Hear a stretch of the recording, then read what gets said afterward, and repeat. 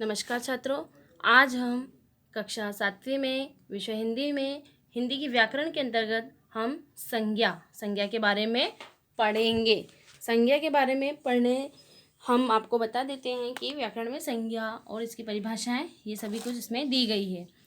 अब हम सबसे पहले हम देखेंगे कि निम्नलिखित वाक्यों के मोटे छपे शब्दों पर ध्यान दीजिए। यानी कि आपको जो कुछ वाक्य दिए हुए इनकी जो मैं लाइन क्लियर कर रही हूँ अंडरलाइन, उन शब्दों पर आपको ध्यान देना है।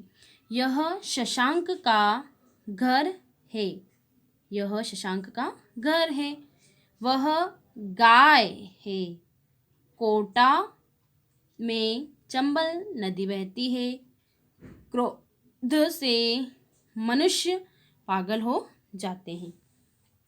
यानी कि इन उपयुक्त वाक्यों में मोटे मोटे जो मैंने अंडरलाइन किए हैं छपे हुए शब्द व्यक्ति का नाम, स्थान का नाम, जानवर का नाम या शहर का नाम या फिर नदी का नाम या भाव विशेष का नाम तथा जाति का नाम बता रहे हैं, है ना। तो इस प्रकार किसी के नाम बताने वाले शब्द संज्ञा शब्द होते हैं। संज्ञा शब्दों में प्रायः किसी व्यक्ति, जाति तथा भाव के नाम का बोध होता है।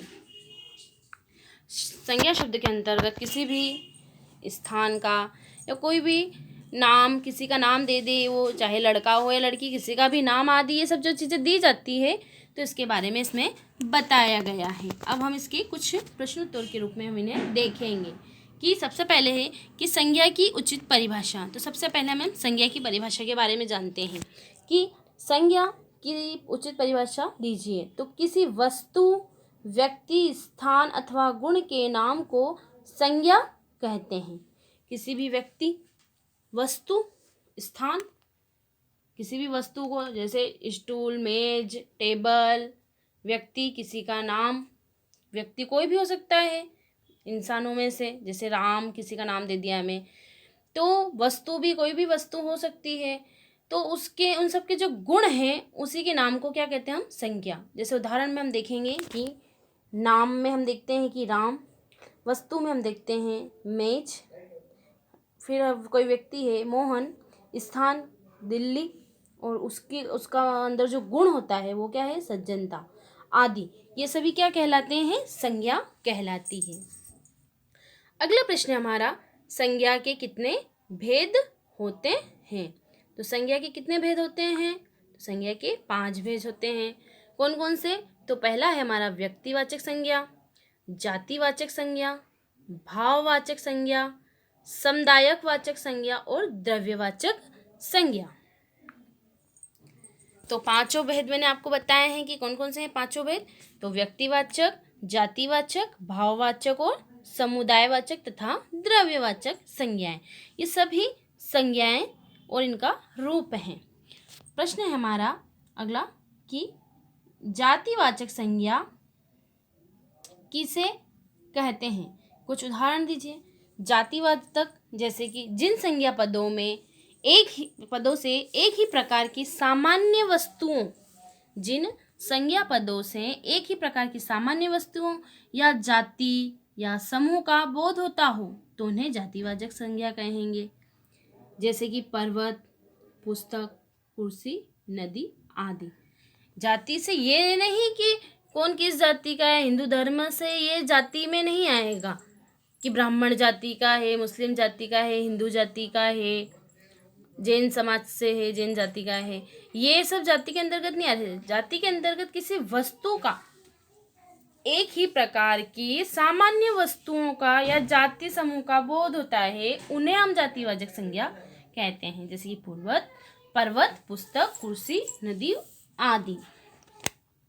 अगला प्रश्न हमारा, व्यक्तिवाचक संज्ञा किसे कहते हैं? उदाहरण सहित बताइए। तो व्यक्तिवाचक संज्ञा हम किसे कहते हैं कि जिन संज्ञा पदों को किसी विशिष्ट व्यक्ति या स्थान का ज्ञान हो उन्हें व्यक्तिवाचक संज्ञा कहते हैं। कि जिन संज्ञा, किसी भी कोई संज्ञा का पद है उसमें क्या है कि किसी विशिष्ट व्यक्ति का या स्थान का ज्ञान होना चाहिए वहाँ का, उसे हम व्यक्तिवाचक संज्ञा कहेंगे।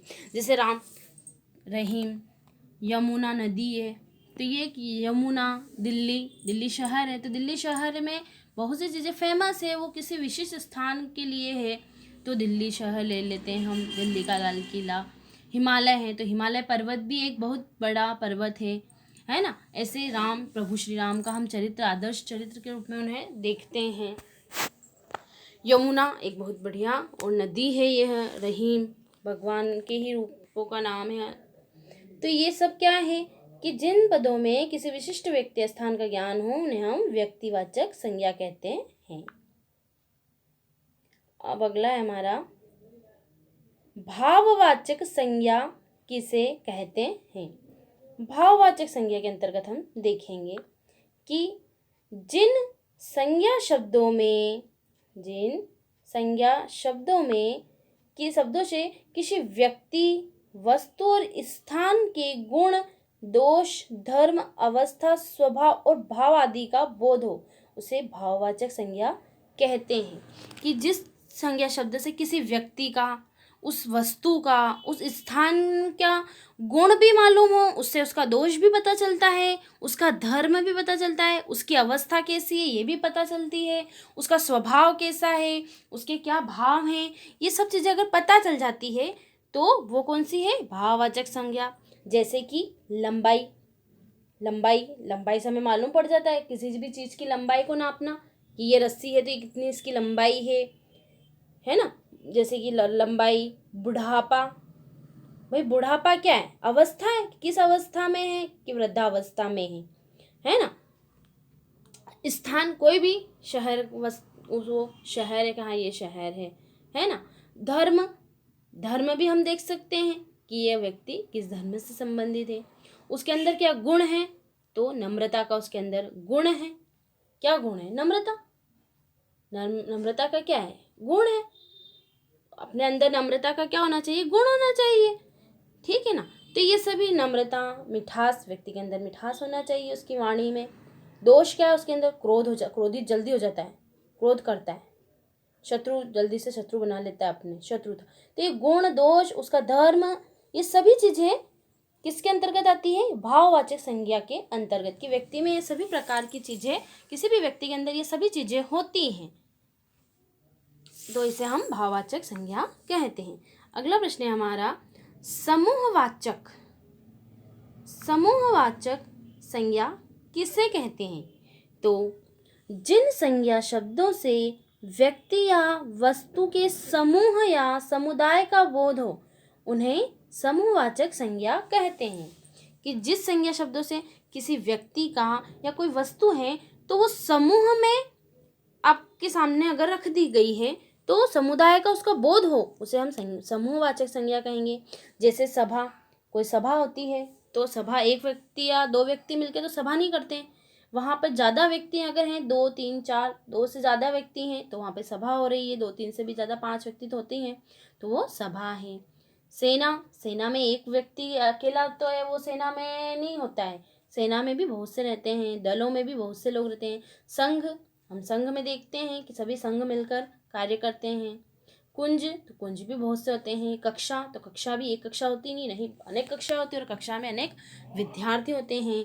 संसद में, राजनीति में संसद में कितने लोग होते हैं, बहुत से अनेक लोग होते हैं। भीड़, एक या दो व्यक्ति मिलकर भीड़ इकट्ठी नहीं कर सकते, ज़्यादा लोग इकट्ठे होकर हो जाते हैं आपस में तो वो भीड़ इकट्ठी करते हैं। टोली, किसी की नाच गाने की टोली होती है तो कोई अनेक प्रकार की, सब अपनी अपनी टोलियाँ बनाकर घूमते हैं कि बच्चों की टोली अलग है, बड़ों की टोलियाँ हैं ये अलग है, युवा वर्ग की टोली अलग है, लड़कियों की ये टोली है। तो इस प्रकार से ये मंडली, जैसे मंडली बनाकर भगवान के भजन करना, मंडली बनाकर, और इनके भाई हमारी भक्तगणों की मंडली है, हम सब यहाँ पे रोज भजन कीर्तन करते हैं। तो ये एक समूह में मिलकर जो कार्य होता है और अगर हमें उस समूह का बोध हो रहा है तो वो क्या होगा, समूहवाचक संज्ञा कहलाएगी। अगला प्रश्न है हमारा द्रव्यवाचक संज्ञा किसे कहते हैं। तो द्रव्यवाचक, तो जिन संज्ञा शब्दों से ऐसे द्रव्य या पदार्थ का बोध होता है जिनसे अनेक वस्तुएं बनती है उन्हें हम द्रव्यवाचक संज्ञा कहेंगे। कि कोई भी संज्ञा शब्द से द्रव्य, यानी कि कोई भी सामान है, कोई है, चीज़ है मात्रा में, किसी मात्रा में, तो उससे हम अनेक प्रकार की वस्तुएं बना सकते हैं। जैसे कि सोना अगर है हमारे पास है तो हम सोने से अनेक आभूषणों का निर्माण कर सकते हैं। चांदी, उससे भी अनेक प्रकार के आभूषण बना सकते हैं। चांदी की ईंट बनवा लो, या चांदी के जेवरात बनवा लो आप, चांदी की मूर्तियाँ बनवा लो आप, या चांदी के बर्तन बनवा लो आप। तो यह भी एक पदार्थ है। लोहा, ये भी पदार्थ के अंतर्गत आ रहा है। लोहे से हम बहुत से आइटम, हमारे घरेलू सामान या मशीनें वगैरह, ये सब लोहे की बनती हैं। तो ये सब पदार्थ हैं। तो इससे क्या होता है कि द्रव्य है, ये पदार्थ है, तो इससे हमें बोध होता है। दूध एक द्रव्य है, ये दूध, घी, तेल, ये सब क्या है, एक द्रव्य है। तो दूध से अनेक मिठाइयाँ वगैरह बन रही हैं, सबको, चाय, दूध। घी भी यूज़ में आता है, हमारे घी से अनेक प्रकार की चीज़ें बनाई जाती है। तेल में हम बहुत सी चीज़ें रोज़ खाने के लिए हम तेल का ही यूज़ करते हैं। तो ये सब चीज़ें, मिट्टी, अनाज आदि, ये एक द्रव्यवाचक है कि इनसे हम अनेक चीज़ों का निर्माण कर सकते हैं, अनेक वस्तुएं हम बना सकते हैं। तो ये क्या कहलाती हैं, सभी द्रव्यवाचक संज्ञा कहलाती है। अगला प्रश्न हमारा, मीठा शब्द की भाववाचक संज्ञा है। अब मीठा शब्द जो है उसकी भाववाचक संज्ञा क्या है? तो मीठा शब्द की भाववाचक संज्ञा क्या है? मिठास, है ना। मीठा शब्द की भाववाचक संज्ञा क्या है? मिठास। क्योंकि मीठा अगर हम बोल रहे हैं तो उसकी मिठास से ही मालूम पड़ जाता है हमें कि ये मीठा है, उसकी मिठास है, न कि मीठा से मीठा कोई मतलब ही नहीं है। मिठाई भी नहीं, मीठे में ज़रूरी क्या कि मीठा अगर है तो कहीं केवल मिठाई हो मीठी, शक्कर भी हो सकती है, गुड़ भी हो सकती है ना। मीठा सा भी नहीं। तो क्या है हमारा सही? मिठास। क्या आएगा इसके लिए हमारा? मिठास शब्द की भाववाचक संज्ञा मिठास है। अगला प्रश्न है हमारा, निम्नलिखित में से जातिवाचक संज्ञा है। अब निम्नलिखित में से जातिवाचक संज्ञा क्या है? तो हम देखेंगे निम्नलिखित में से जाति, दास जाति है किसी की, है ना। दास्ता, किसी की दास्ता, ये कोई जाति के अंतर्गत नहीं आएगी। दाशा, ये भी जाति के अंतर्गत नहीं आएगी, ये भी जाति के अंतर्गत नहीं आएगी। चोरी, ये भी जाति के अंतर्गत नहीं आएगी। तो हमारा सही शब्द है दास, ये हमारी जाति वाचक संज्ञा के अंतर्गत आती है। अच्छा, दानव में संज्ञा है, देव दानव जो होते हैं, तो ये कौन होते हैं? तो इसमें कौन सा भाव में नजर आ रहा है, कौन सी संज्ञा के अंदर आ रहा है? जातिवाचक संज्ञा, भाववाचक संज्ञा, व्यक्तिवाचक संज्ञा या समूहवाचक?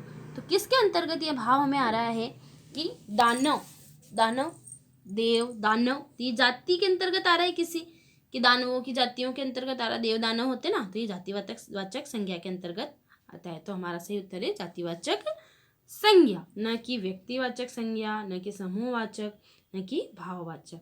इस प्रकार से ये संज्ञा का टॉपिक हमारा पूरा हुआ। अब आप इसे अपनी कॉपी में लिखेंगे और सभी प्रश्नों के उत्तरों को याद करेंगे तथा मुझे अपनी कॉपी चेक पर्सनल नंबर पर करवाएंगे। धन्यवाद।